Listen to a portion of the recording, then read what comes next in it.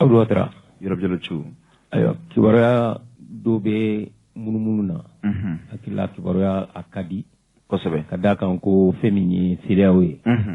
Ku ba fe ko ka yelema do ka tabulula. Kosebe. Yurabjalo chu.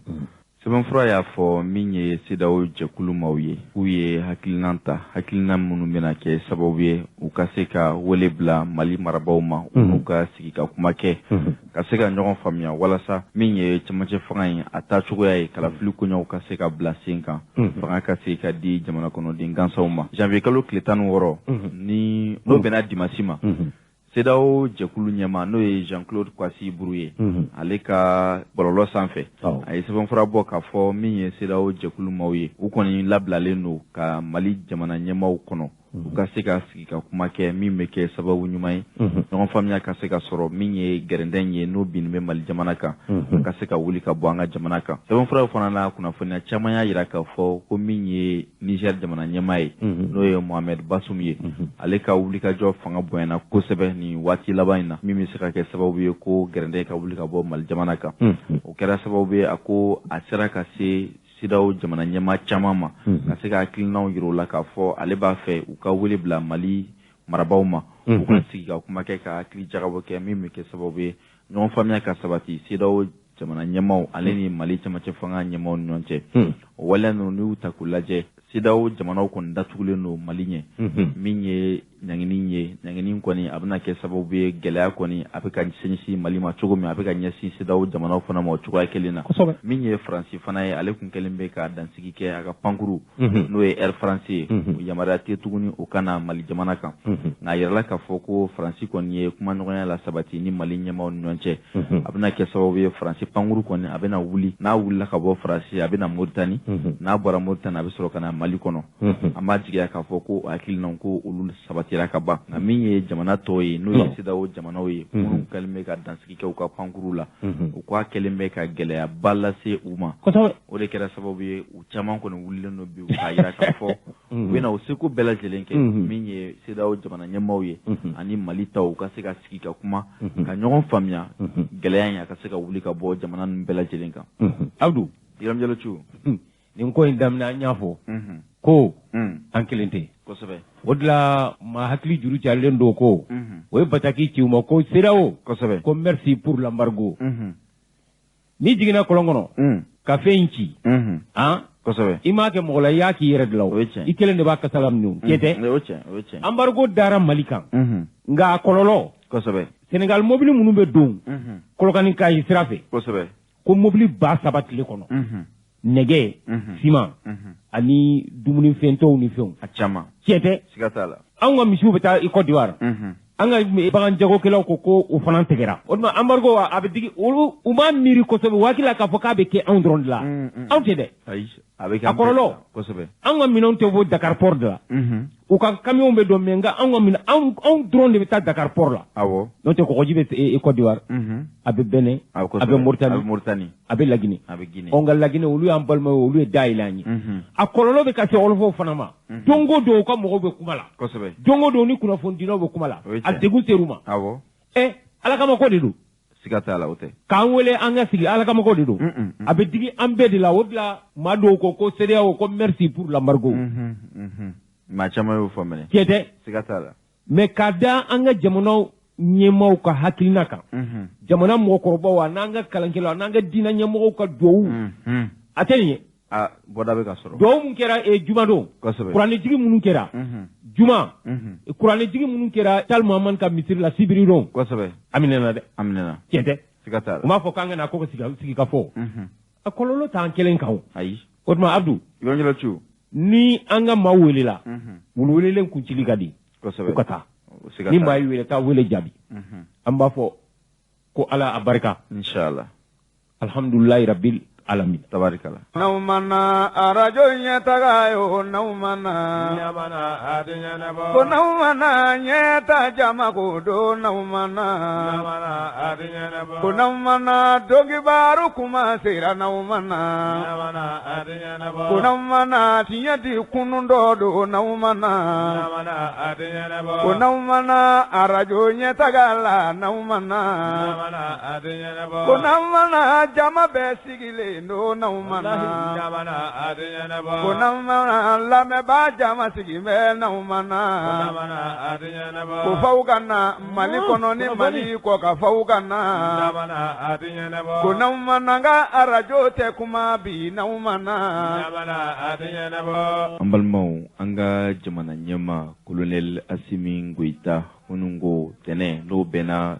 janvier kalo tile 17 sanba 2022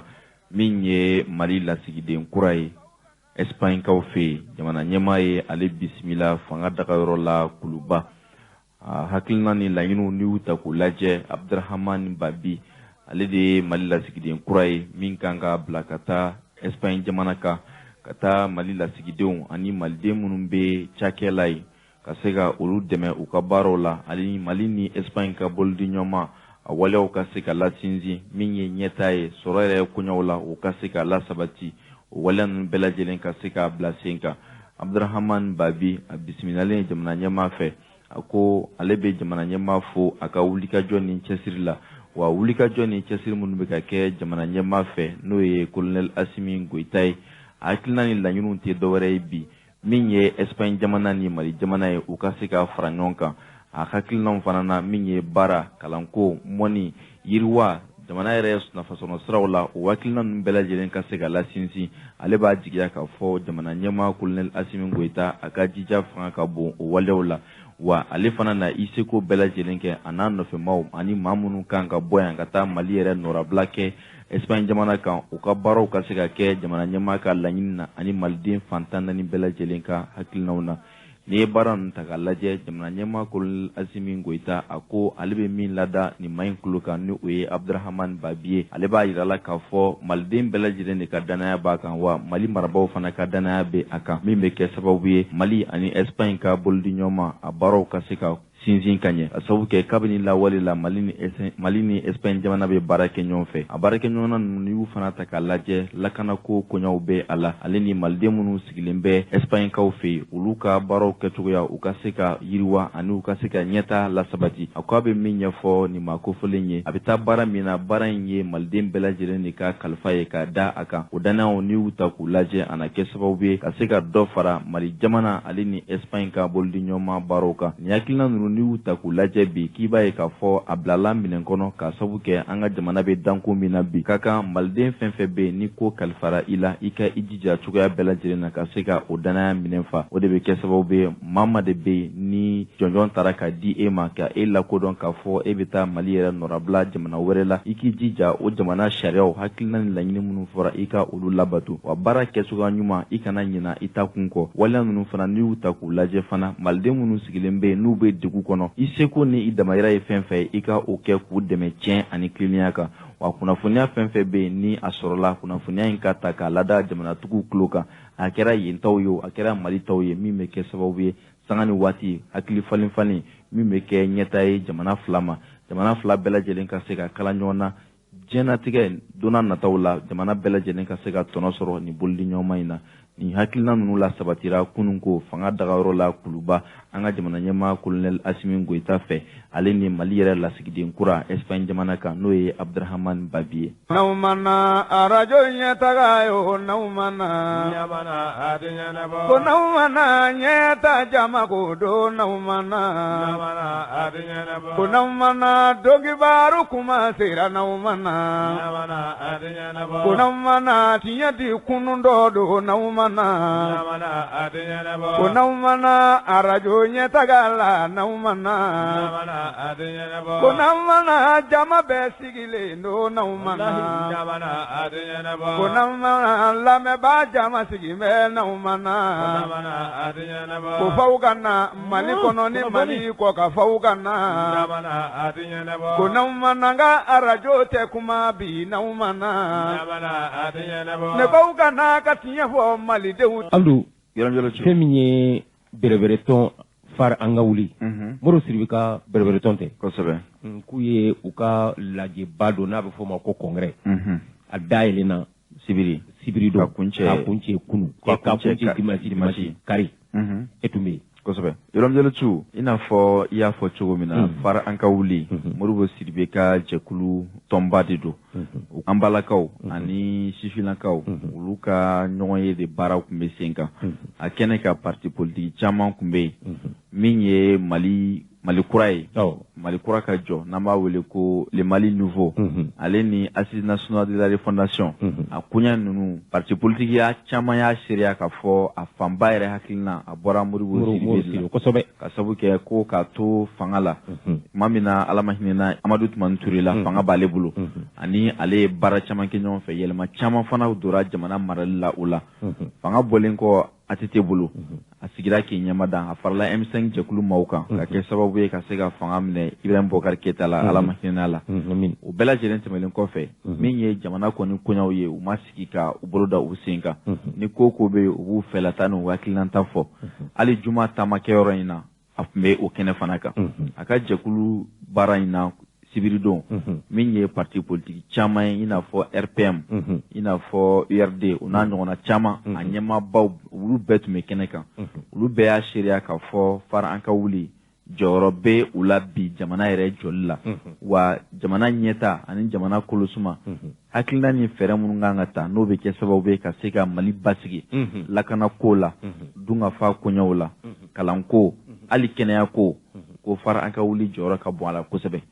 a kɛnɛ kan parti politique caman tun bɛ o ɲɛmaaw olu ye dantigɛli kɛ o dantigɛli ninnu an k'u lamɛn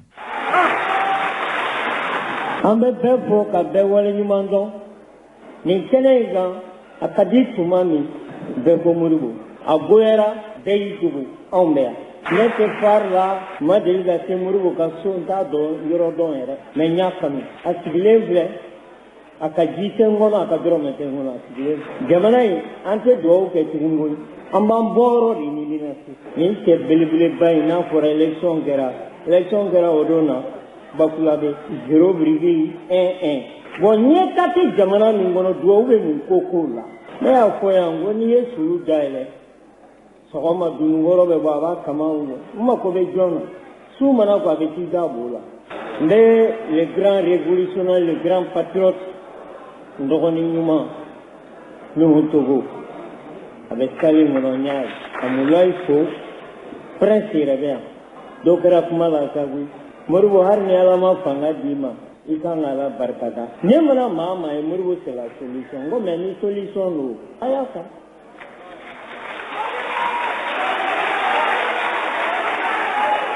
ne tɛ jeli ye ne ye kabilatigi de ye ne ye dugutigi de ye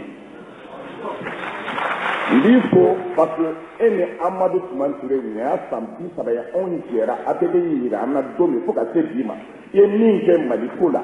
opération riz donc i ye min ko la ka fɛn bɛɛ kɛ dunkafa ka se ka sabati Mali kɔnɔ ka baara kɛ santé n'o ye a bɛ fɔ min ma kɛnɛya ka se ka kɛ fɔ togodaw la n'an b'a fɔ a ma ko a bɛ fɔ min ma ko dɔgɔtɔrɔsow ka dilan fantanw ka se ka furakɛ Modibo b'i fo fila la. san 30 baara danbe n y'o de fɔ n ko politique ka yɛlɛma n'i ye kɛnɛ in ta k'a lajɛ a lakurayalen de cogo min a labangelen de cogo min maaba min sigilen bɛ kɛnɛ kan Mali ɲɛna a tiɲɛna aw bɛɛ jɔyɔrɔ b'a la. démocratie nana an ye fanga ta an ko jamanadenw ma ko yɛlɛma bɛna kɛ pour que danbe ni hɔrɔnya ka se ka segin fanga ka kɛ suɲɛni ni kalabantiya ka ban fanga la hɔrɔnya ka don maabadenyaw ka don halalayaw ka don pour que jamana ka se ka ban an y'o san 30 kɛ suɲɛni warala maaw nana maa fila de bɛ politique kɛra min ye politique tiɲɛ denmisɛnnin ni baara t'o bolo o hakila ko kan ka don politique la pour que ka politique kɛ ka nafa sɔrɔ a la ani cɛkɔrɔba min n'olu ka maaya surunyana ka ban olu ka don k'o denw filase o de ye politique tiɲɛ mali la an bi kɛnɛ min kan ni yɛlɛma ma kɛ ka danbe ta ka hɔrɔnya ta ka halalaya ta ka politique kɛ n'a ye ka politique kɛ ka fanga ta ko an ka don tiɲɛni na ka an denw filase ka fɛn bɛɛ kɛ tiɲɛni ka kɛ mali kɔnɔ yɛlɛma kan ka kɛ mali tɛ se ka taa ɲɛ fo ka tiɲɛ wuli n'o tɛ don min adama nana fanga la bɛɛ tun yɛlɛma tun bɛ kɛ don min amadu tuma ture nana bɛɛ tun bɛ yɛlɛmali kɛ an ka hakili jagabɔ k'a lajɛ mun de kɛra moribo n bɛ fɛn fila farati ye moribo maa dɔ tun bɛ yan ni bɛɛ tun hakili la n'a tun ma fa di ala ka hinɛ la n'o ye sumala sisan a tun bɛ fanga ta parce que maliyɛn hakili la k'a bɛɛ hakili la moribo il faut qu'il ka équipe sɔrɔ hali n'i b'o recruter mais équipe bɛ ɲini cogo di retournons un peu à l'histoire moribo keyita nana ka wuli ka fɔ k'a bɛ fanga ta opération taxi y'a yira a dara maa min na k'a fɔ k'a bɛ mali kɛ ja olu de dogo ye olu de kalabaci ye olu de natɛ moribo la bi moribo keyita fanga tun ka jigin a tun b'a fɛ parce que a ɲugula maaw la mun ma fɔ e moribo ma coup d'état lankolon min kɛra a y'a n'a ka maaw fɛ o de ye mali bila ka a fɔra e ya ko mobili tun b'i ka foro la a fɔra e moribo ye fɛn bɛɛ fɔra i ma parce que i ka jɛya ani ka hɔrɔnya ani ka danbe ma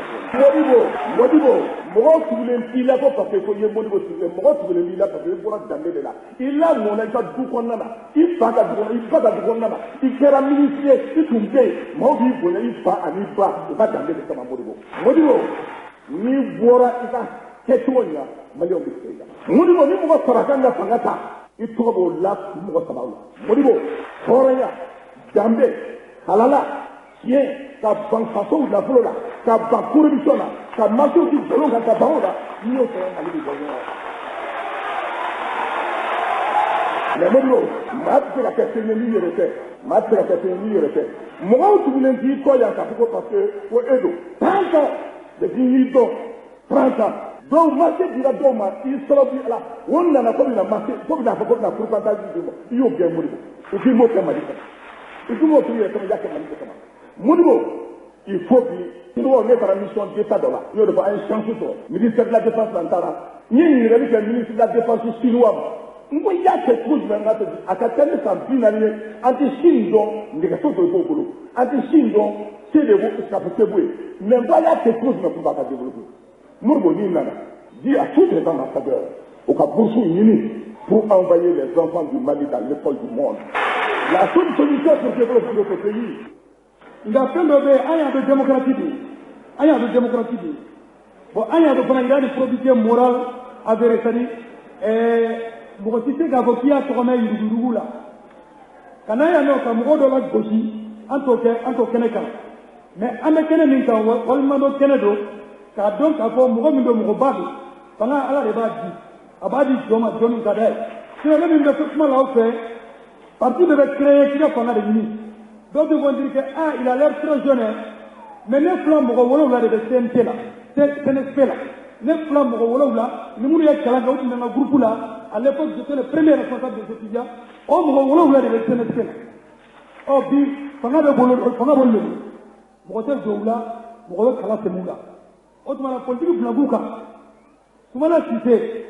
ne ka 3e anniversaire a n'a muso wulila u sera n fɛ Sangarɛbugu la n ka parti siège la pour témoigner sa sympathie et son honneur a bɛɛ kɛra ni ninnu ka jɛɲɔgɔnya an'u ka teriya ye donc bi ma an bila politique bunakun kan mais n bɛ min fɔ Modibo Sidibe ye fanga dili n y'a fɔ kuma kɔnɔ ala de b'a di sinon n bɛ jɛkulu kɔnɔ n ka président ba bɛ kɛnɛ kan yan n'o ye Mamadu Umaru Sidibe ye. O ye Perben Fasoko président mais an bɛ jɛkulu min kɔnɔ n'a fɔ ma ko alliance électorale o ye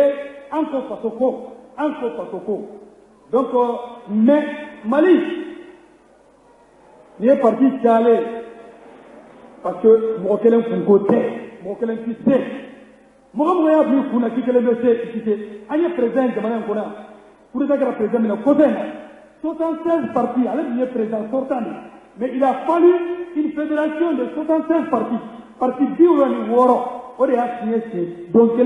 hôtel Mada Palace là pour qu'il y ait un deuxième mandat. Et pourtant, a eu un groupe folo a tun bɛ se k'a fɔ mɔgɔ tɛ mɔgɔ si la. Mais o kɔrɔ mɔgɔ si tɛ k'i kɛla n'i ka parti k'o bɛ se ka wuli ko ka fanga jɔsi se. Mais an ye mun jateminɛ nin wagati in na Donc, dans la guerre, on a quoi tromper, la démocratie valeur quoi partout, partout, il faut partir ça. Mais nous, Amérique, c'est un pays de démocratie. France, c'est un pays de démocratie. Allah se bien vous contrôle. Autrement, on va donc avoir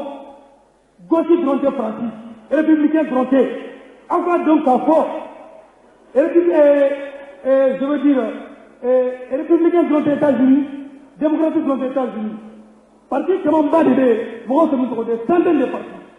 Donc, il y a non. On va prévoir, en tout cas, au niveau de l'intérêt Mali, on va profiter encore oui. Alors, la politique a nié démocratie de la dilemma. Et c'est un défi qu'on lance. Ou bien, on va un souka. On a partout. À des moments où on a parti. Et puis, on s'en aille. Par mon s'en aille. Papier que le moumoulo, papier que le bamoulo. Ni mon moyen provoqué partout distrait. Parce que son moyen de dos, de manière évidente, où il y a des tout, où il y a des jampas, mais nous, il y a des corobos. Autrement, on va faire les imbalance. Je n'ai pas donné la diarrhée. Ni à la fin de la Jabigela. À n'y pas la chance. Ni à la Jabigela. À 4 tours, c'est la pleine chance. De manière de mine à la toque. Mais nous, nous avons fait parce que tout simplement, au cas où vous n'avez pas, vous avez intervenu, vous parlez de nous. Alors, il y a un peu de donc, je m'en ai fait un peu de manière de mettre au sein de Mareka. Pour le moment, on met du capot. Oya Yuruguye, Oya Flore, Oya Champagne, Oya Flanae, Oni Jomaya, les bien flanés, les Doni flanés. Il n'a rien à nous apporter, il n'a rien à nous dire. Vous vous trompez. Sur ce, je confiance à l'homme et je souhaite plein de succès au deuxième congrès de Parankaouri et congrès surtout. Oh, Abdou Atra, parti politique minnu taara n'u ni far bɛ baara kɛ ɲɔgɔn fɛ olu ka kumakanw tɛmɛlen kɔfɛ fɛn min ye ɲɛmaa yɛrɛ Modibo Sidibe kumana a ye kumakoloma caman fɔ jamana taabolo jamana bɛ jɔ cogo min min ye camancɛ fanga yɛrɛ ta cogoya ye a ko min ye CEDEAO ye CEDEAO ye ɲangɛni min ta ka bin Mali kan a ma ɲɛ bi a ma ɲɛ sini wa ale b'a ɲini camancɛ fanga tigilamaw fɛ joona joona u ka u jija ka maliden bɛɛ fara ɲɔgɔn kan ka maliden bɛɛ hakilina ɲini camancɛ fanga in a jɛnya a hakɛ bɛɛ bɛ ɲɔgɔn sɔrɔ minɛn kɔnɔ min na kalafili koɲɔgɔn la k'o kɛ sɛbɛnfura ye ka taa n'o ye fana joona joona CEDEAO ɲɛmaaw fɛ yen u ka se ka sigi ka kuma ka ɲɔgɔn faamuya o koɲaw la. Abdou, Modibo Sidibe nazaraw b'a fɔ ale de ma ko homme d'État da kan parti ɲɛmaa don polisi jalabatigi don a ye jɔyɔrɔw camanba kɛ y'a faamu a kɛra chef de cabinet ministère de la défense la Musa Tana y'a faamu a mɛnna Musa minɛna ka Modibo de to chef de cabinet à la défense la y'a faamu a kɛra ministre de la santé a yɛlɛma caman don wa a kɛra ministre de la santé ye tuma min n'i y'a mɛn CESCOM Modibo Sidibe de ale de nana n'a hakilinaw ye a mɛnna présidence fana na secrétaire général présidence la ani Alpha ye baara kɛ ɲɔgɔn fɛ ani Musa ye baara kɛ ɲɔgɔn fɛ ani ATT ye baara kɛ ɲɔgɔn fɛ mɔgɔw b'a fɔ mun ma ko le grand commis de l'État a bɛ jamana in dɔn wa waati o waati hali sani IBK ka fanga ka bin don min u taara Kuluba a ko u nana ko président an ka sigi an ka kuma ale yɛrɛ kɔni ka ko bɛɛ Modibo Sidibe b'a fɔ an ka sigi an ka kuma tiɲɛ dun don ni mɔgɔ sigira n'aw kumana n'aw ye hakiliw falen faamuyali bɛ na ɲɔgɔn faamuya bɛ na a don Ala ka ɲinɛ IBK la a y'a fɔ IBK u ye sɛbɛn d'a ma tuma min a ko k'a di a ka parti ɲɛmaa ma n'o ye traité ye Modibo ko an ka sigi de an ka kuma n'an sigira n'an kumana an bɛ ɲɔgɔn faamu o tuma Modibo Sidibe a ye fɛn min fɔ congrès kɛnɛ kan an tɛ fara ɲɔgɔn kan an k'o lamɛn. Aw bɛɛ lajɛlen fo n ka foli b'aw bɛɛ lajɛlen fɛn o fɛn y'a sen ta ka se minnu kumana minnu ma kuma minnu kumana fana n ka foli b'u ye n b'a fɛ ka bila don kuma damadɔ na n tɛ gɛlɛya parce que tile ka na an ni ce aw ka sigi la a ka lamɛnni n b'a fɛ ka fɛ sigi la parce que san yɛlɛmana ko caman kɛra kɔnɔ n bɛ taa sigi la ka ɲɛsin an kɔrɔkɛ ma an ka tuma tuuru n ka foli b'aw ye a ye danaya min ta ka da kan ni baara minnu kɛra do y'a fɔ yan sisan an b'o kow kɛra cogoya min na ka u bɛɛ lajɛlen fɔ mɔgɔ kelen baara tɛ an bɛɛ lajɛlen de ka baara jɔ u bɛ nin ce ka nin dali bila ka ɲɛsin a ma a ye min kɛ ani ka jamanadenw fo ye min dɔn a ye kɔnɔna filanan a y'an ka chef de file de l'opposition o fana kuma fɔra n'o ye Ismaïla Cissé ala ka ɲa Ismaïla Cissé an ye ɲɔgɔn dɔn sira caman fɛ ka min fɔra yan bi ni parti ko ko ale ye danbe parti ye bɛɛ b'a dɔn FDR créé la tuma min na coup d'état kɛra Sanogo fɛ o waati la an y'a lajɛ candidature bɛ kɛ cogoya min na an bɛ se ka ɲɔgɔn dɛmɛ cogoya min na convention dɔ tun signera FDR kɔnɔna la ka dɔn k'a fɔ ni min nana deuxième na o ni min bɛ position min na an b'a dɛmɛ an tun y'a signé ala y'a kɛ ale de nana deuxième a ma nɔgɔya parce que parti a tun ma sigi sen kan kosɛbɛ an tun bɔra mouvement na an bɛna don parti kuma caman kɛra kan mais finalement jɛra n'a ye k'a fɔ a n'a ka kan ma ka kan ka kɛ Mali ye an de kan ka dɔn fana ka fɔ an tɛ se k'a fɔ an bɛ politique kɛ cogoya wɛrɛ la n'an ka kan an ye engagement min ta an y'an kan di min na n'o nana n'o tɛ se k'a fɔ k'an t'o waleya a ka gɛlɛn dɛ ko so bɛ mina jagi ma hɔrɔn bɛ mina dalakan n'an ko denmisɛnninw k'a lajɛ u ka na don politique la ko politique kɛ lankolon ye anw minnu b'a ɲɛma f'an ka yira ka fɔ sira ye donc fa o tuma na n y'a décidé ka Ismaïla Cissé soutien o foli o bɛ yen an tilara ka ɲɔgɔn sɔrɔ opposition républicaine et démocratique kɔnɔ an ye baara kɛ ɲɔgɔn fɛ o la yɔrɔ parti damadɔ bɛ yen ka daminɛ mandat fɔlɔ la fo ka taa se ma fo ka di binni la olu de tun bɛ opposition kɔnɔna la an tun bɛ yen an ye baara caman kɛ ɲɔgɔn fɛ an tɛna sigi bɛɛ ka yan nɔ dɔw da sera a ma foli dɔ b'o ɲɛsin fana président Alpha Umaru Konare ma danaya min ka ɲɛsin a ma ka baara dɔw kalifa an na a baara kɛra cogoya min na Adama bɛ yan professeur Ali Nuhu Jalo bɛ yan parce que n ka ministère y'a fɔlɔ n'o ye santé solidarité personnes âgées a ma nɔgɔya tuma dɔw la mais a bɛ min ɲini n'o ye santé ka ɲɛta ye ani kɛnɛya jamanaw ma jamanadenw ma an ye ɲɔgɔn sɔrɔ o kɔnɔna la parce que baara dɔ kɛra hali bi a nɔw bɛ yen an ye fondamental dɔw sigi sen donc n ka foli b'u bɛɛ lajɛlen ye u ye danaya min ta ka ɲɛsin an ma ani baara minnu kɛra o kɔnɔna la bɛɛ ni ce kuma caman fɔra ne tɛna sigi a bɛɛ kan n b'aw bɛɛ lajɛlen an bɛ ɲini ala fɛ an n'aw bɛɛ kuma na an sera bɛɛ ma a y'an kunbɛn aw fana taara ka taa se mɔgɔ wɛrɛw ma nin bɛɛ kun ye mun ye Mali nin bɛɛ kun ye mun ye Mali donc bi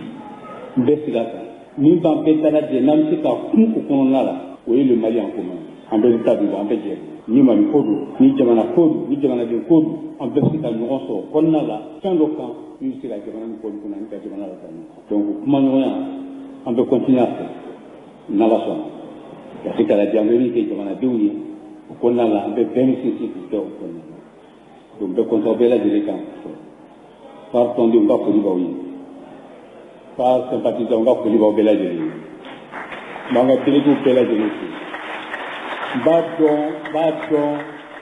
gɛlɛya min tun bɛ caman kan ka bɔ sigiyɔrɔ la ko kana mais fo k'u tɛ se k'u kana di aw bɛɛ ni ce nin ye congrès filanan ye aw ye mɔgɔw ka kuma mɛn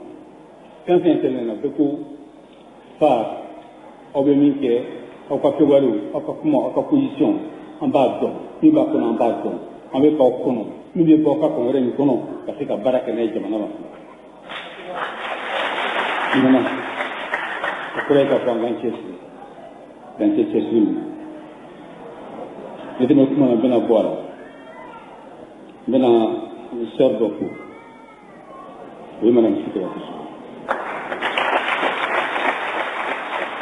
n b'a ta dɔrɔn an ko Mali dɔrɔn an ye min k'o kɔnɔna hali an ka présidence an ye ɲɔgɔn sɔrɔ kɔnɔna la cogoya min na ka baara kɛ kɔnɔna la ka ɲɛsin jamana ma ka tila ka yɔrɔ sɔrɔ yɔrɔ fɛ M5 kɔnɔna la révolution citoyenne kama wuli cogoya min na ani ci a ka cɛsiri la ani ci a ka fɛn an bɛ min kɔnɔ sisan a ka gɛlɛn mais an ka ta ni hakili ye an bɛ se ko caman la Maliyɛnw an bɛ se k'an jɔ k'a fɔ mɔgɔ mana bɔ yɔrɔ dɔ k'u b'an bali ka ko ko kɛ an bɛ se ka jɔ k'a fɔ an b'a kɛ fana mais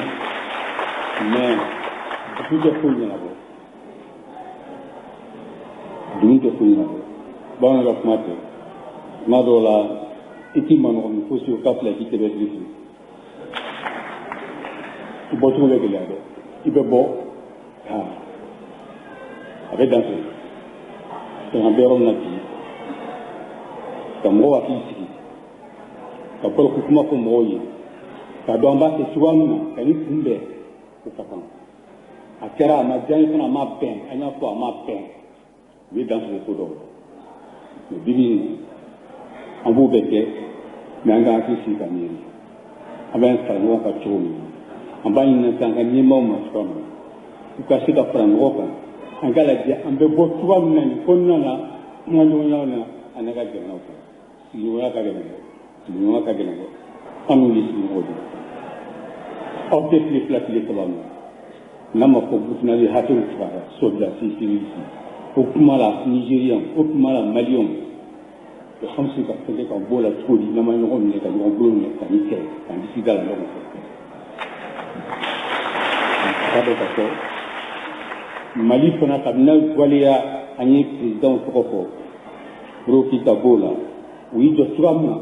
ka ɲini ka fɔ foyi tɛ mali ɲɛ foyi tɛ mali lataa ɲɛ n'an ma jɛ intégration na n'an ma sɔn an ka fara ɲɔgɔn kan ni Afrique ma wuli k'i jɔ n'an ma kɛ Afrique ye n'an ma to Afrique o jamana u tɛ se ka don kɛlɛ fasuguya dɔ la an ka lajɛ an b'a sigi cogoya min na intérêt bɛ se ka sigi cogoya min na ɲɔgɔn kan ka baara kɛ an n'u ka ɲɔgɔn faamu an ka se ka bɔ nin kɔnɔna na an bɛ bɔ fana inshallah ka kɛ bɔli ye ka kɛ hɛrɛ ye bɛɛ ma mali ma malidenw ma a n'an sigi ɲɔgɔn ma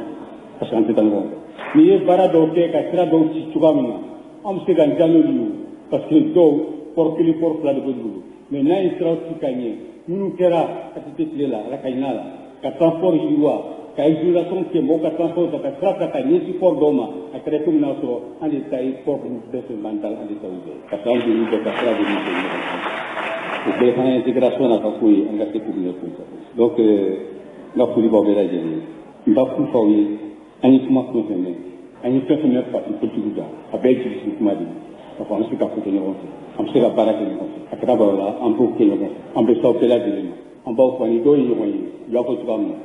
ani dɔw fana bɛ kuma la u y'a fɔ cogoya min na ni ala sɔnna an bɛ ɲɔgɔn sɔrɔ o de y'a ta ye an bɛ ɲɔgɔn sɔrɔ donc aw bɛɛ lajɛlen fo dan tɛ foli min na a ni ce aw nali la a ni ce aw ka tɛmɛbaya min y'a jira an na far la ani far tɔndenw la ani far bɛ sira min kan an y'a mɛn a ni ce n'an fana bɛ sira min kan an y'a ladilikan bɛɛ mɛn a b'a bɛ bolo an b'a fara an ka ko kan an bɛ se ka baara kɛ n'a cogoya min n ka foli b'ale baw ye ni aw natɔ min m'aw sɔrɔ o fɔlɔ sen dɔ sɔrɔ jamana ala ka basigi ka kolo sɔnna jamana ala kana ni bɛn ala kana ni nɔgɔya n b'aw bɛɛ lajɛlen fo bana min bɛ yen ala k'an bɛɛ lajɛlen kisa ma ala ka tanga ma ala ka wuli ka bɔ jamana kɔnɔna la mais kɔrɔ ye k'a fɔ an bɛɛ k'an janto yɛrɛ la ko janto yɛrɛ la kɔrɔcogo ka ɲi an ye ci aw ka lamɛnni la hakɛto b'o la salamu Modibo Abdou Yaranjalachu a fɔra ko avion nana ko kɛlɛkɛminɛnw caman sanna kosɛbɛ nka fɛn min ye cɛmancɛ ye ni k'a daminɛ yuwaru jɛnɛ duwanzan koro ninnu ani bayɛlɛraw ko lafiya ma dɔn yen kosɛbɛ dɛ dana amasagu maaw a biro maaw bɛ an bolokɔrɔ sɔgɔmada in na u ko pɛtɛga kalo dugu de ye ko pɛtɛga ani mado bɛ duwanzan ye kilo 11 ye k'u ye mɔgɔw lajɔ mobilitigiw ni katakatanitigiw k'u lajɔ k'a fɔ cɛ dɔw ye k'olu ka taa fɛn o fɛn bɛ bɔ dugu wɛrɛ la k'olu ka taa ko pɛtɛgakaw u y'olu da k'u kantigɛ nka komi yɛrɛ b'an bolo kɔrɔ sɔgɔmada in na an t'u lamɛn kosɛbɛ n balimaw sɔgɔmada in na radio ɲɛta kɔnɔ an bɛ maa dɔw bisimila o ye a kuma fɔlɔ o ye alimawulu Kongoiba ale ye Dana Amasagu bureau ma ye secrétaire administratif Isa Dunyo ale ye ladirikɛla kelen kelen ye Dana Amasagu la Dana Amasagu n'i y'o fɔ i hakili bɛ jigin donso minnu n'u ko k'u bɛ u faso lakana dɔgɔnɔw don olu ka jikuluba de don nka sɔgɔmada in na nin maa fila u bɛ an bolokɔrɔ kibaruya b'u bolo k'a lase jamana kɔnɔdenw Isa ni sɔgɔma aba ni sɔgɔma dima ba ayiwa an bɛ se k'a dɔn fɛn min ye aw lase radio ɲɛta la bi Ibrahima Jalo Cu n b'i fo n bɛ radio ɲɛta baarakɛlaw bɛɛ lajɛlen fo ka waleɲuman dɔn donc min ye anw se yan sɔgɔmada in na vraiment kɛrɛnkɛrɛnya la centre kɔnɔna maintenant lakana ko min bɛ yen nɔ vraiment anw nana o de ɲɛfɔ diɲɛmaaw ye k'a fɔ min bɛ yen u k'a ɲɛdɔn donc c'est à dire centre kɔnɔna bi wagati dɔ tɛmɛna sɔrɔsiw ye baaraw kɛ centre ye yɔrɔ jumɛn Mopti yanfan tɛ yan Mopti Banɲagara Dana, Sevare, Bankasi, Douanza, Koro, voilà, aux zones qu'on a de l'eau. Donc, Dana Masaoube, aux zones qu'on a. Vraiment, donc, Wati d'autres maintenant, surtout dans la way, Baradonique, oui, Frappodonique, et puis, donc, Siraou qu'on a, Siraou Doni, Libéral Doni, mais en réalité, Kaforo, Ben Papalkela, nous, Halsa, Obedjan, Ologila, vraiment, donc, Halsa, Amba, Yamanadon, La Donia, Kaforo, Mimbe, Kaforo, Kele Bana, Kele Maba, Halsa, Kele Toba de B. Donc, Halsa, Kaforo, Morobeta, Serafe, Kata, Dorojo, Kana, donc, vraiment, ou la fierté. À le coup, nous, en croyant, vraiment, Minkera, Petara, Douanzani, Petara, ça fait 11 km, Minkera, donc, voilà, nous sommes à Dabena Soma, donc, voilà, Tarasegi, Amanoya, donc, Mebla, Halsa, surtout, au Barala, mais au Dija, Halsa, au Doke, parce que Bara, Dobega, mais Bara Toba de B. Donc, en réalité, la Ganama Sabati Kosobe, la Ganama Sabati Kosobe, la Ganama Sabati, la Ganama Follow, Patriati, la Ganante Mouna, parce que Anga Moro Kemeniko Minena, donc, l'aide de la Wando Temenade la Okumai Foya, Alsa Moro Kemeniko, ou Tajila, ou Karu Sabami, avec Kalo Sababo, ou Tajila, Ushimai, Mokele Mai, Halsa, Mokele Mai, Karkelen Moro Juluseka Duakono, Atamo Bulabo, Karkelon Abu Morobi Ulabo, Karu Saba, Moro, ou de Enlevé, Halsa, ou Sumaye, ou Yanamai, ou Sumaye, ou Yanamai, Halsa, ou Maye. Donc, now, Nina for la Lagana sur la Lagana Day, Fourné, faire force, sinon Laganate, on fait Laganate, on roule la Laganate. Voilà, donc, et puis, au Bolenko, la Suguni, Bankasi Mara, Bankasi, Comintan and Fly, Comintan Fla. Lakana me commune mina atena commune sabaka commune to bebe bamagati bulu alsa bu jaha wologila do mu temele ne modo ci o tara sanga fula dugudo lay aduna dugo no doron o tura no fe ka dugo no parce que ka kulsi matike ka kulsi tike o tura no fe ka kulsi tike en ce temps maintenant akoba kaya me donc dula mo ya ira ka bo ni dunai ndenya don ni mo mbe ya ko kulsi tike lendo e bi ba bon sibla lendo donc ka kulsi tike ko bon siventala ko akoko problème tala donc dula mo ko wata donc ko kulsi be tike na sini ni duna de sin duguma la je ko kapta ka bodu ngona ya ni duno kon mana dugu ngona dara obetu ka no fe ka do hal sa di ba ti ube obe janga wologila banka simara ube ku ka sharia buli aw ko mo ko ga uga sharia buli mo ko ka su anikli wala wode be ale kuru mara yoro do fene be ni no Koro Mara est 16 communes. Donc, Lakana be commune minna Koro Mara la a teme commune sabaka. Commune to bebe bamati uga bolo deka. Alsa obe uga janga wologila obe fembe kei obe ta sugula obe ta marfa yala ni fembe. Kafoko ube Lakana be pays dogona Lakana te folo de Lakana te folo Lakana manna folo. Donc Alsa alukunu mo min fara be yayi. Oya fara ka filmer ka ila diam maula kafoko kunu be. Lakana te on fait Lakana te pays dogona. Bongo ya mo do fene be an kafoko donc tika ima buka iniga santre mogo iniga lakana na donc buka baraminke buka barake ama ba umma buka barake de mais barato ba de be debi wo farafi minke wo galen ko ala wo bolen ko ala ma fenge folo de ma fenge folo ama fenge folo parce que do an dana ama saguni ani bamagati wo be kelela dongo do be kelela hali so maina wo akurusage ke o tara dana ama sagu sorai so maina sana ase yoroi na ya o metirila donc avogo lakana na sadru kono ay sandre kono mogo iniga lakana te on fe folo de lakanante banyagara mara lakanante bagasi mara lakanante kuru mara lakanante duwaza mara la lakanante pour le moment mais ambe do de ke halsa alaka nga fangadi surasuma donc uga sega ayoro libéré ka fogo ou bien donc depuis fin d'amena ka fogo ou bien dugu do libéré la dugu kelema libéré wa ambe segi akelenka maribugu be ambargo ga alishini farabugu be ambargo ga alishini dinogruna ayongono a chamamba pay dogo yerebe ambargo ko ni vraiment amba ambargo ko abe sabaye amargo ni na gelata fly a keliban kwande donc mo de forme malion yi mo go ya do mo do de be soro ya alinya amunu bo a yoro localité la mo go on so ka fogo non ko lakana nana abeta lakana foi manna pe de gona lakana te taga sigi amano ya mo go sega ka fogo ka wuli ka boy ga dugula ka ta dugu werala ka fogo ijoro lenu parce que ka fogo do ba fo ya lakana nana donc adunta borata amuka wele adunta borata lakana foi de te pe de gona lakana te ba fo be anya fam isa biyo e bolen ko la mawlud al mawlud o ngoy ba e dana amasago e quoi c'est bon franya na bulaw ya fo ma ko secrétaire administratif isako ko lakana masabati au ka yorola aga e bon fraka tiendo OK d'accord ça nenga comment d'amener befo be anga agent de sécurité que ce soit les militaires ou bien anga dans ambassade vous befo parce que vous veut sounitler vous veut lakana siradila et nous de fois toujours Mali chance babolo mais allez de kanga ka chance saisidi modo wala faut que kuka vision do de imposer modo fana wala te se ka imposer aux vision jamanaka o de dana ambasagui ko jamana be yoromina laïcité ntado abe fo choko mina bamanaka na ko laïcité la forme républicaine de l'état l'unité de l'état dana ambasagui ka barakeni odi donc ina munye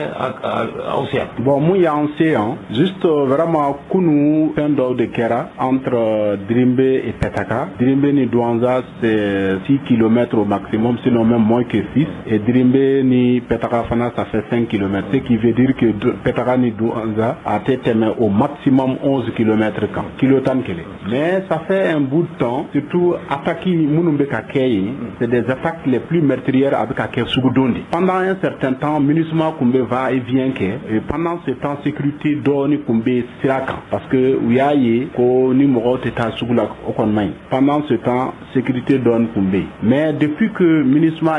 va et vient in jo kunu ouye attaqué mais entre Drimbe et Petaka donc ouye attaqué ke ouye mobile jo ani katakatani depuis kouya jo ouye tiao de trier kaboy follow dans un premier temps ouye tiao trier kaboy après maintenant après avoir trié les hommes encore tiao nunu tiela ouye nyingali ke ko munun tebo Petaka ukata donc abe fo de ma assassinat sélectif ouye Petaka kaw nunu mine 4 personnes et en même temps filmé donc à vidéo fana amena iraila voilà donc maintenant sous nous c'est ça le Petaka kulukata voilà kulukata vous voyez kulukata ulu kontara donc ouye Petaka kaw de Fara le 21 décembre fana ukuna na Petaka oui, roquette plat de lancer, qu'elle-même explosé. Donc, mouvement explosé au le lendemain, armée nana Ochi. Mais bien avant ça encore, oui, roquette de lancer. Là, en ce moment, oui, MINUSMA Morodi. MINUSMA Morodi Tara, quoi, génie militaire au loup de Tara, roquette explosé. Je crois que problème d'obé et Vamokoya. Mais, on sait qu'il faut un problème général de dos. Surtout aujourd'hui, avec WhatsApp, tellement que information à diffusion catholique, alors que à Tchamon, soit c'est pour faire des propagandes, d'autres c'est fait sciemment aussi, donc pour détourner l'attention des gens au truc, alors que ni sécurité B, ni fin B, Mounumbe aux zones qu'on a, ou de Bagnedo, ou de Bessekafo, en réalité, sécurité B, habitant, ou de Bessekafo. Mais à notre grande surprise, Dobe Bamokoya, au moment délicaté Hal Seguire, Kassoro, le problème du centre là est surtout Bikoni à métastasé la ce n'est plus seulement le centre parce que il y a quelques embryons également Nia Laye, Yoroso et autres comme ça. Mais à notre grande surprise, Mounumbe, au lieu de se gagner fort, on dirait Mounumbe centre quand un truc comme ça. Sinon Djenné, Nyono, un truc comme ça, tout le temps problème B. Si t'as Mouni, peut-être Mouni fallait que peut-être groupe Mindo, groupe Toro Koni, n'est pas retenu, mais quand même c'est un groupe terroriste, nous de Petraka ciblé coup fraté. Et c'est pas la première fois. Voilà. Alors, et dans l'ambassade bureau koni ama fin fort et même dans les assises de fort. Nko nimbara mbe chogomina. Mali en faut que anga fin de femme. En bas for la France, en bas for la Russie ou truc comme ça. Mali Déo devait se qu'à Mali bolola. Voilà. Sinon, quand faut Russie, ou bien quand faut quelque chose comme ça. C'est vrai, on connaît Yamana direction Tambolo. Mais en réalité, chance de Mali bolo parce que quelqu'un là vous bolo. Faut que Maliens ka ben yoromade. Nous bena, solution de soroko na halni vraiment c'est madouala. Agneau de fort gouvernement encore dana ambassade ni gouvernement ka barake nyoron fait ou ka dana ambassade élément nous intégrés. Maintenant ceux qui sont à l'âge avancé c'est la réinsertion. No kera dana ambasago depuis 63 anya yo do be ka marfata gouvernement kama dana ambasago ma delika minda contre l'armée sur la cité mumbe se ko fo dana ambasago n'a jamais attaqué une caserne militaire de l'armée malienne on m'a délicaté dans ce pays là on dirait que mo munu mbuka grifuira au lieu de mettre en compte alors que souvent ils sont contre l'état bi ambe fait ka accord d'Alger ni fenga nous la walea kasoro on a des gens qui sont là pour aider l'armée ou l'outa be négligé vous voyez aussi ça Maulud ika kuma kunche kuma ijme et jamana deun faut que tiens la anga ñokon la met surtout munu ka objectif yi kele en tate do wereo Mali anko Mali de amma fen wera fo amma sharia fo sigi qui va à l'encontre de l'état malien donc faut que anga ñokon la meilleur de ka barake jona de parce que sécurité et fermier ça ne peut pas attendre ateseka ma konenke donc vraiment surtout au cas ils prennent en compte particulièrement tout le Mali en général, mais surtout le centre dans les zones où Dana Ambasagou existe. Ça, c'est des zones très sensibles et particulièrement vraiment aux autorités militaires de Douanza, vraiment qu'ils essaient de voir et prendre en compte de façon très sérieuse ce qui se passe vraiment à Petaga. 11 km. Voilà vraiment ce que j'avais à... Donc, on a là-bas mis, donc, Ambe Dana Ambasagou, secrétaire-major, surtout le bas en bas fou, Dana Ambasagou, président Mahmoud Goudjangile, en bas fou, Nikene Kaya. Na bientôt amna point de presse que ka diema la donner ka fogo mi be centre là parce que angwa kungo kuma donc mo wara ma fa on de ba fo ka fo mo mi be an ka on de ba fo amna point de presse que amna na ala sona amna awere wele ka kuna pul donc bele jele wele vraiment ka la donner ka fogo mi be centre là amna o yirawla nga pul ba wi merci bien on tient ambifo amba nera ba fo adni mi to ni jam fo onye nyinin doke wari so mbe na be fo abako Ecobank furako ni mamunu taru ko wari plan ma chama be wuru ko wari ngana ngana onga mamun kam mo ye mangana ngana mulen munu meta wari mini ko ye ali diko do ya rebe kasura o e ka compte be Ecobank la ne Ecobank client bientôt samu ko na compte be Ecobank la preta je samu ko na wa client badi me war blay sangana wakati be me warta mbata mali ko mbata mali ko kan hali français mbata ma problème fo sur la flo ni wakati inte maintenant je crois bien depuis salo ni tara ko bang lay ta so mo wara be no bi wele itika retro ko fe mais versement ko fe ba ko na versement be ko bangere ko no ube bangi ko na wala ube gisile ko no ube bangere de ko no donc be versement ke uma wata bali ba dama ube reçu dima reçu fangale nga e ko bang ba kan fangale ba kan établissement diko ali ba kan dondo re de la ke comme toujours le versement ko uma ni versement ko uma au moins ça va chercher bien bon ou yene wele ko e ko bang express mo do no ali diko ko mo wi comme nga jati mena ya ka fo e nga client se be baye donc atun ka danye ikana nga local visiter mi nyem wele atiki ga numéro 73 61 88 86 73 61 88 86 Bokar Touré o yoro responsable do e mbete la valeur de dangay donc ako ngana yoro la je bon comme ne ma de lula parce que ne tita bang la ne na tawere tita njuru na tay mbita nga wara bi ka basket kuma bi ka sécuriser donc ne ma so ngatu waro la je bon le 16 kalote male novembre tara nga war blaw fi million nani wéru sudiano ñare reçu ila bon maintenant le 18 nana kana compte consulter comme million nani mi ñabla ne tu chèque di mo ko rema ko nga warta o tara ko ma war soro mo problème dara nana kana consultation na ñaso wari ma ci compte ko na bon ñaadi menu vraiment ñaso fana ti bon ñera sen bank kono ko mako ko bank ni mo ko non foro ñoo ko ga barajo en ngo ko man ko ka barajo ka so an na flo be ngo bo de toutes les façons c'est pas grave parce que on tire ko do am bank di do mbora yeno ñinga renseignement ta nga ñi nunke ni ali diko re do ko ke no to ko Amadou fo ñoo soro téléphone ma soro mandi parce que à téléphone ta comme reba do ma barañu nga téléphone ta ko ka numéro 74 80 17 09 74 80 17 09 owe ali ra dogoni nya soro ngo war ma jigi akoy ka war ma jigi ma jigi ko bina jigi soni na o fi ta soro de amena mun na ñoko no fa mun na ñoko no fa par filin taru ka direction na ko direction ni direction me jeli bugula croix rouge carré la ali duko e ka établissement ali duko abe jeli bugula Croix-Rouge carré là. C'est comme ni bord du gouvernement, par d'affaires. Il peut être beaucoup là. Ni sera Croix-Rouge carré là. Sachant d'offre à droite. Il n'a fait bédou, il y a beaucoup Cabourdo d'affaires. Ni Jigna of Yann qui était Grabalema Cabourdo Yann qui était Oma. D'abord, Fiman de droite fait. Il y a bédou, étage, premier étage au Béno. Un taragna sur un vendredi. Il y a pratiquement, moi, je me bouffe, agent de sécurité, responsable que l'était. D'accord, il y a une femme. Bon, c'est que comme les Warbla, même moi, on va voir là.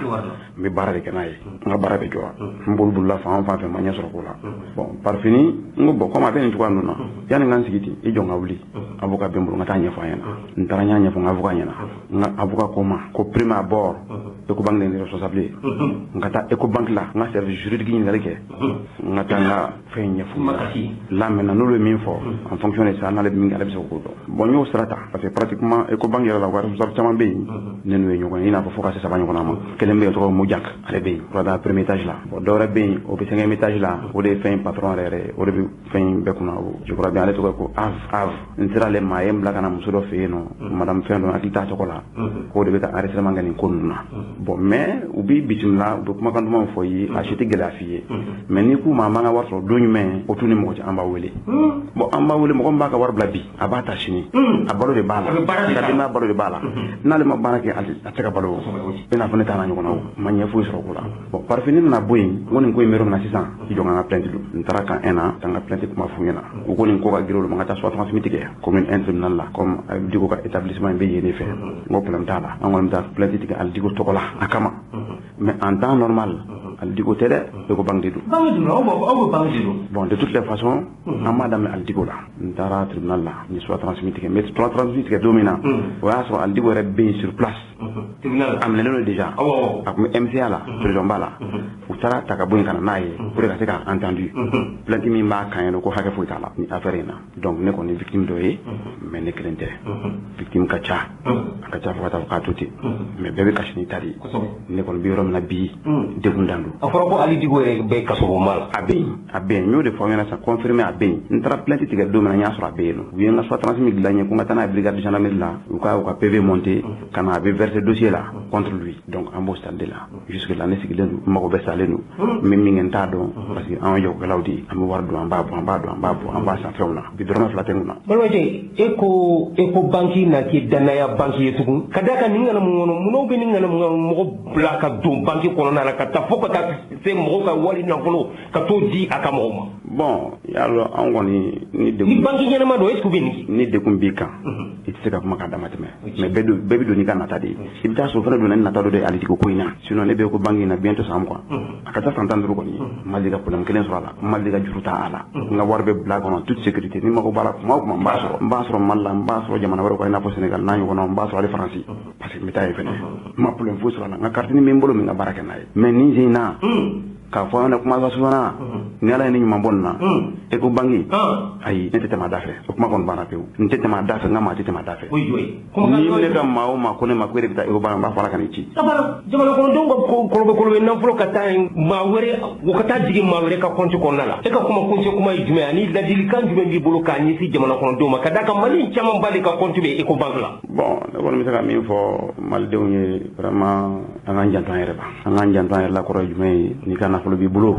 an la dala ko korlew an la ba mi ta usra fe ka dingati ke ka so kono ka jiga kono sono bangi mi fene be ni biti jigida o kan nolu ko o mane de maka yini nu maje affaire la ko tiena ka ta duma ya la sako ne dumbu ka droit sara parce que ko agir nu ba fete ke nguna ko jurute ngana ko nga warbe ta du donc ne ko mi min fo malien yi nta fo ay ko bang blade na yaw ko do mi fle kané soro kana na usoro ne kelente ni ñu ko na chamalu vraiment ni ngone ne ka kuma kashikan awere mun ra yu baraka lawi na usaka wuli ka ko bang mo ma ta recensement ke mo victime mu julji ka se ko donga kla ko yini nga yala amba nga waru so ko jumena amba so wakati jumena o bene demete o de angala nyini anga tigiti ne bar woni tika dum ma ka so so ko na ni sana do mateme drama sana yo kuma de ni san kalula mai ñu defo ñena ngo ne ka fembe bala ndew mi talo ko lan dendo be pratiquement parce que ne dem sen ni to ko ay bac soro école mata folo ntunga ni adu kadu université privée là voilà sangale 400,000 francs wotu nga bonna ona ñu ko na chama nga balu bala nga commerce mbi tan fe mun sa akabe sandela ni nya sambi mba adu ainsi de suite akabe ndela ne sigi no bi ni nga sonja n bɛ da su fɛ n tɛ sunɔgɔ hami min kan faga n t'a dɔn n bɛna kɛ cogoya min na ɲɛfɔ yɔrɔ si tɛ n bolo kan sigi dɔrɔn k'ala makɔnɔ i yɛrɛ ka nafolo i bɛ taa jɔn bugɔ i bɛ taa jɔn bugɔ pour que aw yɛrɛ ka se ka da la aw ka wuli dɔrɔn aw kana aw ne lamɛn ko aw a wuli ka se ko dɔrɔn a bɛ renseignement sɔrɔ ne ko ma a ye taa aw fɛ yen nɔ a bɛ dɔ kalama la a ye taa mujak fɛ yen nɔ a bɛ dɔ kalama la kuma ma nɔgɔya wa n'o yɛrɛ tɛ ni dɔ yɛrɛ ka da a ye taa nɔfɛ bɛɛ b'a kalama reçu filɛ n bolo namara t'a la dɛ n b'a kopi d'i ma ko b'i kuma ja an b'i fo n'aw mana arajo ɲɛtaga ye o n'aw mana ɲamana a tɛ ɲɛnabɔ ko n'aw mana ɲɛta jama ko don n'aw mana ɲamana a tɛ ɲɛnabɔ ko n'aw mana dɔnkibaaru kuma sera n'aw mana ɲamana a tɛ ɲɛnabɔ ko n'aw mana tiɲɛ di kunun dɔ don n'aw mana ɲamana a tɛ ɲɛnabɔ ko n'aw mana arajo ɲɛtaga la n'aw mana ɲamana a tɛ ɲɛnabɔ ko n'aw mana jama bɛɛ sigilen don n'aw mana ɲamana a tɛ ɲɛnabɔ ko n'aw mana lamɛnbaa jama sigi bɛ n'aw mana ɲamana a tɛ ɲɛnabɔ ko faw ka na Mali kɔnɔ ni Mali kɔ ka faw ka na ɲamana a tɛ ɲɛnabɔ ko n'aw mana n ka arajo tɛ kuma bi n'aw mana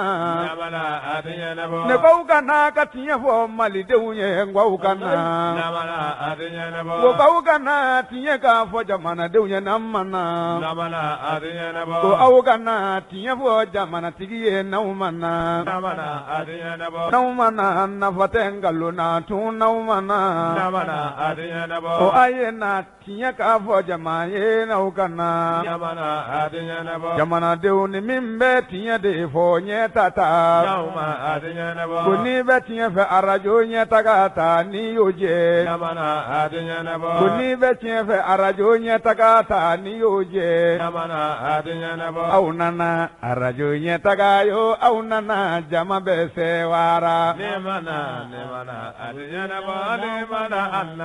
a tɛ ɲɛnabɔ aw nana arajo ɲɛtaga nana aw nalen jama bɛ sɛwara n'aw mana ne mana a tɛ ɲɛnabɔ ko aw nana ɲɛtaga yo aw nalen jama bɛ sɛwara ne mana a tɛ ɲɛnabɔ Abdou Karidon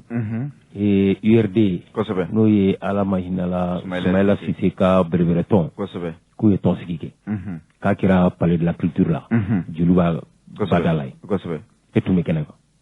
Yoram Jalotu min ye URD i n'a fɔ y'a fɔ cogo min u ye sigi kɛ sigi min ye sigi kɛrɛnkɛrɛnnen an bɛ se k'a fɔ ten a sigi in kɛnɛ kan a laɲini tun ye ka se ka ɲɛmaya ɲini u la ma ka se ka sɔrɔ min bɛ bila bɛɛ lajɛlen sanfɛ min bɛ kɛ URD yɛrɛ présidentba ye a sigi kɔnɔ a yirala k'a fɔ min ye Gwanɲɔn Kulibali ye ko ale de ye ɲɛmaya sɔrɔ ale de kɔni kɛra URD ɲɛmaaba ye bi ala ye a kalifa ale de la Abdou kɛnɛ kan ye Maître Demba tun bɛ yan Maître Demba tun bɛ yen a tun bɛ yen kosɛbɛ Iba Ndiaye tun bɛ yen o tun tɛ yen Saliku tun tɛ yen Saliku tun tɛ yen Abdou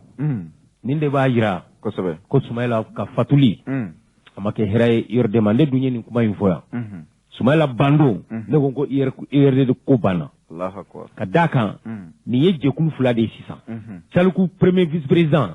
ani Iba Ndiaye ninnu ani Kalilu Samakew olu b'u ta fan sisan ne yɛrɛ ma deli ka nin tɔgɔ mɛn URD la o k'a tɔgɔ Gwanɲɔn Kulibali o Gwanɲɔn Kulibali bɛ yen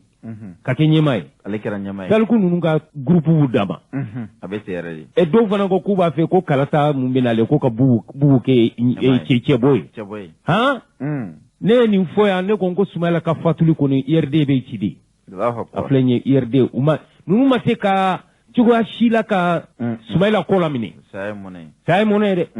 u ma se k'a kɔ laminɛ c'est-à-dire ka bɛn ka don da kelen fɛ ka bɔ da kelen fɛ ka URD k'a renforcer a filɛ nin ye farafarali cɛ y'a ka parti dilan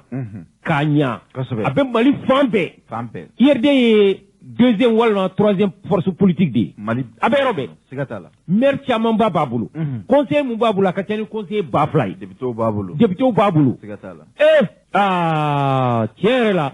ni yɛrɛ ne ma deli ka nin tɔgɔ mɛn URD la ko Gwanɲɔn Kulibali siga t'a la an tɛ fara ɲɔgɔn kan an k'o lamɛn siga t'a la Monsieur Diko merci an ka vice président bɔra ka laseli min kɛ sisan laseli a bɛ tali kɛ parti URD ka kɔn bi ɲɛ ani an bɛ baara min na bi politiki bunakun kan hakilinaba jumɛn b'a kɔnɔ min bɛ se ka kɛ misali ani kalanbolo ye anw bɛɛ bolo ni o ye rapport politique ye a ka kuma kɔnɔ a y'a jira k'a fɔ ko n'i ye URD ta k'a lajɛ k'a bɛ waati jan bɔ URD bɛ degun kɔnɔ a bɛ degun kɔnɔ degun daminɛna min ye URD ɲɛmaaba Sumela Sise Ala ka hinɛ la ale darakila campagne senfɛ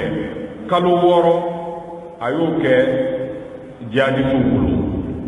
kanabila sɔrɔlen kɔfɛ a ma tɛmɛ kalo 2 bɔɲɔgɔnko kan Ala y'a minɛ anw na o kɛra gɛlɛya belebele parti URD ma o gɛlɛya kɛlen ka URD sɔrɔ baaraw bolo dara Sumela Sise ka janajaw bɛɛ lajɛlen tɛmɛlen kɔfɛ o kɔnɔ a yera joona joona ko gɛlɛya bɛ parti ka tagacogo la o hokumu kɔnɔ jateminɛw nana yira k'a fɔ min ye parti ka ɲɔgɔnyew ye kuma ni kuma an bɛ ɲɔgɔnye mun kɛ n'a bɛ fɔ a ma ko réunion statutaire olu nana kɛ o ti wele a kɛ kuma na hali ni wele kɛra a bɛ tun tɔndenw ka di waati hakɛya min kan ka di sanni ɲɔgɔn ye ka kɛ o ti kɛ ni sini don yalima sinikɛnɛ don bi de mɔgɔw bɛ ladɔnniya ko ɲɔgɔn ye bɛ yen n'an bɔra yen gɛlɛya wɛrɛ jumɛnw nana kɛ ɲɔgɔnyew bɛ kɛ nka parti yɛrɛ texte y'a laɲini cogo min na ko ni jama ma hakɛ dɔ fɔ ɲɔgɔnye ma kan ka sigi o jama hakɛ o tɛ ka labɔ tuguni n'a bɛ fɔ a ma ko kɔrɔmu n'an bɔra yen a tɔ nana kɛ hali ni ɲɔgɔnye kɛra ni bɛn kɛra min kan k'o kɛ gafew kɔnɔ o fɛnɛ tɛ lawaleya ninnu kɛra gɛlɛyaw ye mun yera URD kɔnɔ teliyara o kɔfɛ jateminɛ wɛrɛ jumɛn kɛra a nana ye k'a fɔ walasa ka yɛlɛma yɛrɛ don parti ka tagabolow la bureau national u ye ko bɛɛ kɛ parti vice président fɔlɔ nɔfɛ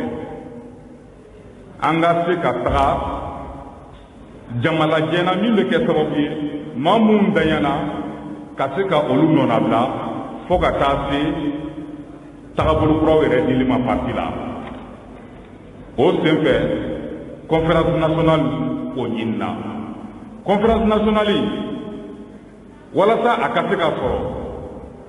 parti tɔndenw y'a laɲini saba o saba maa fila olu k'u tɛgɛnɔ bila walasa ka wajibiya ɲɛmaa kan o lajɛnba ka se ka kɛ o fɛnɛ laɲini o tora sen na ala ni an ka maabaw sababu président d'honneur commission min bɛ sugunadonni kɛ ani k'an kɔlɔsi n'an filila olu ka cɛsiri o kɛra sababu ye pétition danna sira la conférence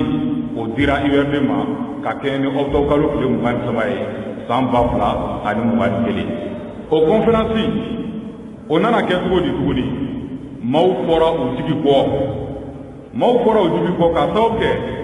conférence tun kan ka baara fɛn fɛn boloda ni o ye bureau national ka san 1 baaraw ye u ka hakilinata f'o kan n'u jɛnna n'a ye a ka don ba la n'u ma jɛn n'a ye yɛlɛmaw ka k'a la yalima k'a lasigi o baara ma se ka kɛ o kɔfɛ maa minnu donna parti la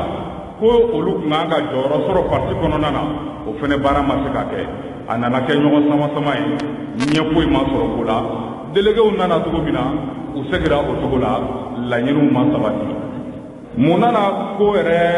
bɛɛ lajɛlen kɛ ko ye ka sababu kɛ URD ye nin gɛlɛya natɔla ye a mɛnna vice président ka fɔ la a ko n'i ye jateminɛ kɛ kabiri Sumela Sise Ala ka hinɛ la a ka janaja kɛnɛ kan sama-samaliw kɛra janaja kunnafoni tun kan ka kala n'a fɔ ko oraison funèbre sama-samaliw kɛr'o la depuis jateminɛkɛla caman sigara nka a don kama jama fanba min bɛ yan olu de wulila k'u jɔ k'a jira k'a fɔ professeur Salifu Sanogo ale de bɛ nin discours kalan maa wɛrɛ man kan n'a kalanden ni ale tɛ o don kama miirinaw t'a la ko ka Salifu dɛmɛ a ka parti a ka sɛnsɛn fo an ka se an ka lasigibaa ma ni o ye prochain congrès ye nka mun nana kɛ tagabolow nana a jira k'a fɔ o ye gɛlɛya belebele ka sababu kɛ min ye parti vice-président ale nana do fili belebele kɔnɔ fili min kɛra mɔgɔ ko ye dutigi y'a ɲɛnamɔgɔ choisi dudenw na k'a sɔrɔ a bɛɛ y'a den ye n'a kɛra ten dudenw tɛ se ka don da kelen fɛ gɛlɛya kun bɔra dɔɔni dɔɔni gɛlɛya dugu jɛra dɔɔni dɔɔni o kɔfɛ gɛlɛya belebele sabanan nana kɛ jumɛn ye an nana to nin bɛɛ kɔnɔ professeur Salifu Sanogo ale min ye kɛrɛnkɛrɛnnenya la parti premier vice président ye a nana cɛbɔ ko o girin kɔni o bila fiɲɛ fɛ o y'a sɔrɔ bureau national la a yirala k'a fɔ min ye ka ci bila cɛbɔw ka se k'u kanbɔ ko o kana kɛ damada fɔ ni commission dɔ sigira ka ɲɛfɔli kɛ ka bɛn tali kɛcogo kan mɔgɔ façon jumɛn bɛ se ka kɛ cɛbɔ ye wa a bɛ ta tacogo jumɛn na damada ni o ma kɛ ko wele kana kɛ ko ka candidature lase an nana bɔ mun kalama réseaux sociaux kan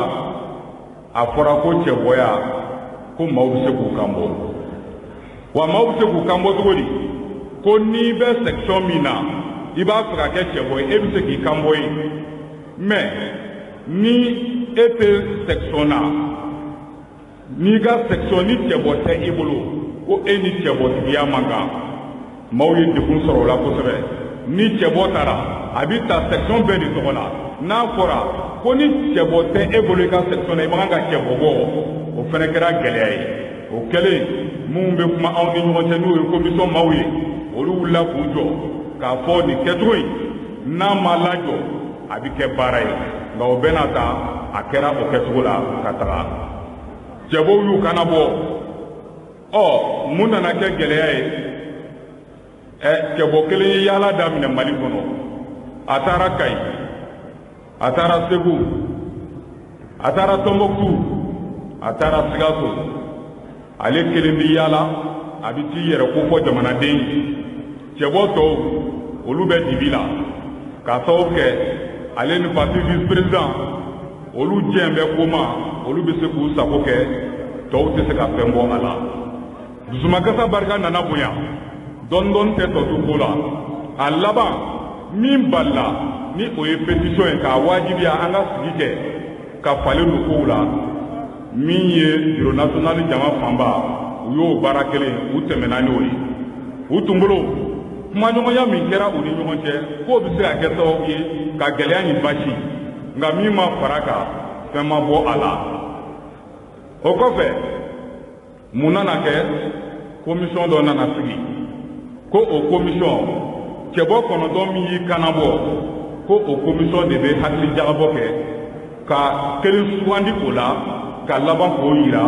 URD jama la o commission min sigira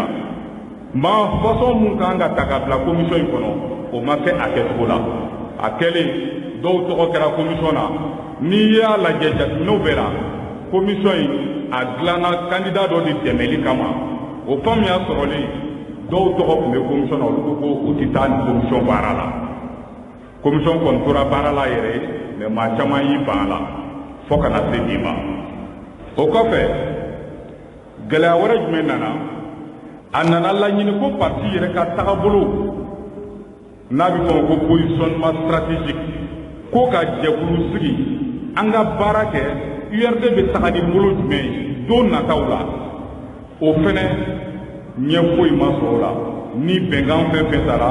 o bɛ bila ye ɲɔgɔn yew tɛ k'a kɛ kuma na hali ni ɲɔgɔn ye kɛra laɲini ye min ye o tɛ sɔrɔ a kɔnɔ maa kelen bɛ na ka n'i nɔgɔn da bɛɛ la maaw t'u sago sɔrɔ ɲɔgɔn ye kɔnɔna na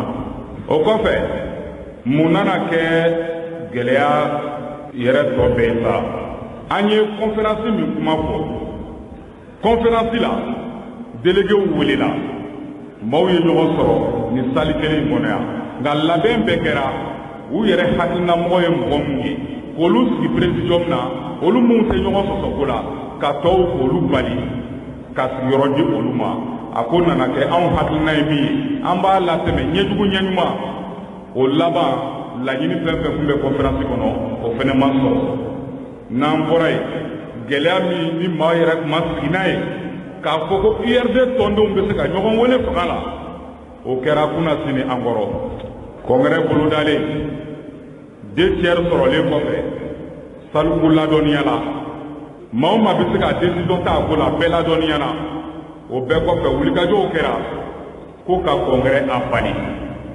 a laban fura kelen min sɔrɔla o kɛra ka taa tribunal la ka taa les 2/3 des membres du bureau national k'olu wele fanga la ko ka congrès bali an ka juges olu ye papier lajɛ olu y'a yira k'a fɔ laɲini min kɛra ta fanga tɛ olu la